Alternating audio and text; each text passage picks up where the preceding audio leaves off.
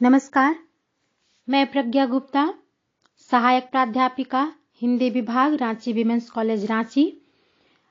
मैं उपस्थित हूँ रामवृक्ष बेनीपुरी जी की रचना रजिया के साथ। जिन तेजस्वी व्यक्तित्वों ने हिंदी के गौरव में नवीन पृष्ठ जोड़े, उनमें रामवृक्ष बेनीपुरी जी का नाम अग्रणी है। बेनीपुरी जी का व्यक्तित्व विविध भूमियों का स्पर्श करता है। उनके व्यक्तित्व की विविधता ने उन्हें कई प्रकार की गद्य विधाओं के सृजन की ओर प्रवृत्त किया। बेनीपुरी जी ने कहानियां, उपन्यास, निबंध और नाटक लिखे। साथ ही पत्रकार के रूप में संपादकीय आलेख लिखे, पर उनकी रचनात्मकता का सबसे उन्मुक्त प्रवाह उनके रेखाचित्रों और संस्मरणों में देखने को मिलता है। माटी की मूर्तें उनके रेखाचित्रों का संग्रह है और इस संग्रह का एक महत्वपूर्ण रेखाचित्र है रजिया।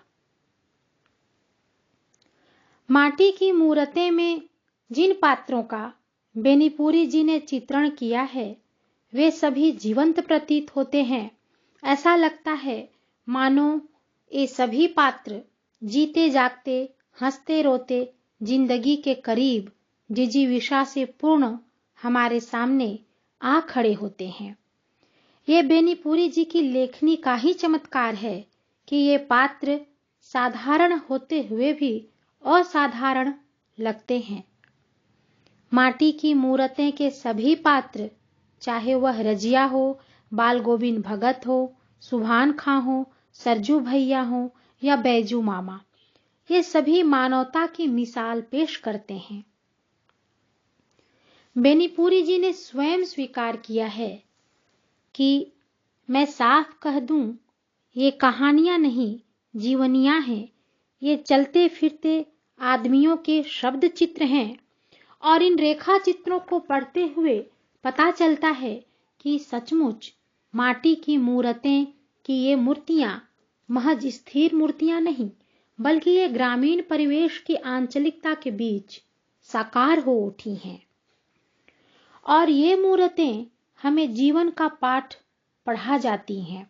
गांव की मिट्टी की खुशबू को हम इन रेखा चित्रों में महसूस करते हैं।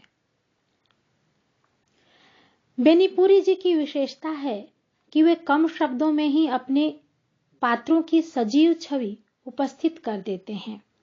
रजिया का वर्णन ही देखिए।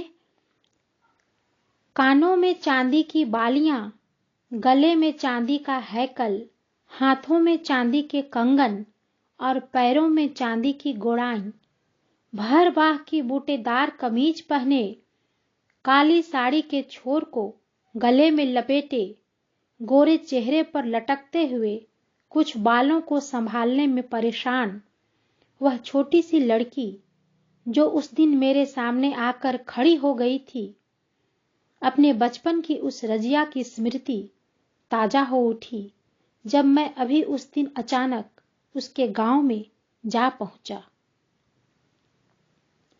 एक सफल रेखा चित्रकार का उद्देश्य होता है कि वह परिस्थिति, परिवेश एवं चित्रित व्यक्ति के व्यक्तित्व का कम से कम शब्दों में प्रभावी चित्र प्रस्तुत कर सके।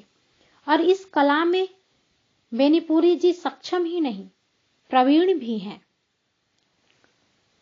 बेनीपुरी जी ने अपने रेखा चित्रों में पात्रों का इतना सहज एवं सटीक चित्रण किया है कि उनके पात्र अपने मानवीय गुणों को भी प्रस्तुत करते हैं। पात्रों के अंतर्मन में चल रहे उथल पुथल, कसक, आकांक्षा, प्रेम जैसे मनोभावों को बेनीपुरी जी ने स्थितियों के द्वारा जिस तरह से चित्रित किया है, वह अत्यंत मार्मिक तरीके से हमारी चेतना को छूती है। रजिया का एक वर्णन देखिए। फिर कुछ दिनों के बाद पाया वह अब कुछ सकुचा रही है। मेरे निकट आने के पहले वह इधर उधर देखती और जब कुछ बातें करती तो ऐसी चौकन्नी सी कि कोई देख न ले, सुन न ले। एक दिन जब वह इसी तरह बातें कर रही थी कि मेरी भौजी ने कहा, देखियो री रजिया, बबुआ जी को फुसला नहीं लीजियो। वह उनकी ओर देखकर हंस तो पड़ी, किंतु मैंने पाया उसके दोनों गाल लाल हो गए हैं और उन नीली आंखों के कोने मुझे सजल से लगे। यह वर्णन रजिया के मन में लेखक के प्रति कोमल भावना एवं अनुराग की विवशता की अभिव्यंजना करता है। पूरे रेखाचित्र में बेनीपुरी जी सीधे सीधे यह कभी नहीं कहते कि रजिया को उनके प्रति थोड़ा अनुराग है, बल्कि परिस्थितियों के चित्रण द्वारा यह संदेश पाठक तक पहुंचता है कि लेखक का व्यक्तित्व रजिया को प्रभावित करता है। इस तरह का चित्रण हमें एक सामाजिक बोध का भी एहसास कराता है। एक दूसरे के प्रति का लगाव मर्यादा की सीमा नहीं लांघता। लोक व्यवहार का पालन करता हुआ यह लगाव अंत तक जीवित रहता है। बेनीपुरी जी के रेखा चित्रों की यह विशेषता है कि वे हमें समय एवं समाज के यथार्थ से परिचित कराते हैं। रजिया के व्यक्तित्व का चित्रण करते हुए बेनीपुरी जी हमें उसके साहसी होने का सहज ही परिचय देते हैं। जब एक दिन रजिया लेखक के शहर में उनसे भेंट करने पहुंच जाती है, रजिया के मन में लेखक के प्रति एक गांव घर के जान पहचान के कारण जो अपनापन एवं लगाव है वह साफ झलकता है और वह सहज भी है। वहीं जब लेखक गांव जाते हैं तो उनके मन में रजिया से मिलने की उत्कंठा तो है, पर वे सहज नहीं हैं। शब्दों का चित्रण देखिए, किंतु क्या आज मैं यहाँ यह भी पूछ सकता हूँ कि यहाँ कोई रजिया नाम की चूड़ीहारिन रहती थी या है? हसन का नाम लेने में भी शर्म लगती थी। मैं वहां नेता बनकर गया था, मेरी जय जयकार हो रही थी।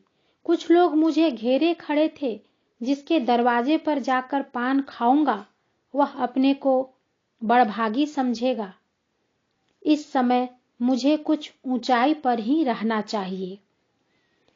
इस तरह के वर्णन के द्वारा बेनीपुरी जी अपने समय एवं समाज के यथार्थ को पूरी ईमानदारी के साथ प्रस्तुत करते हैं।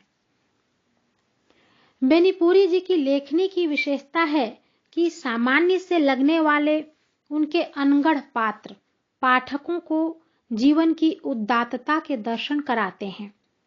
माटी की मूर्तें के सभी पात्र जिजीविषा से परिपूर्ण हैं। अपने मानवीय मूल्यों के साथ बेनीपुरी जी के पात्र जीवन की उदात्तता का परिचय देते हैं।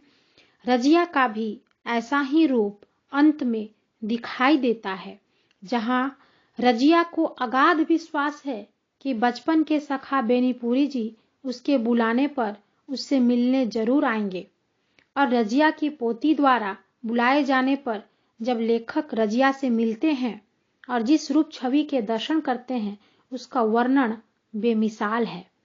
वर्णन देखिए, हाँ, मेरे सामने रजिया खड़ी थी, दुबली पतली रूखी सूखी, किंतु जब नजदीक आकर उसने मालिक सलाम कहा, उसके चेहरे से एक क्षण के लिए झुर्रियां कहाँ चली गईं, जिन्होंने उसके चेहरे को मकड़जाल बना रखा था।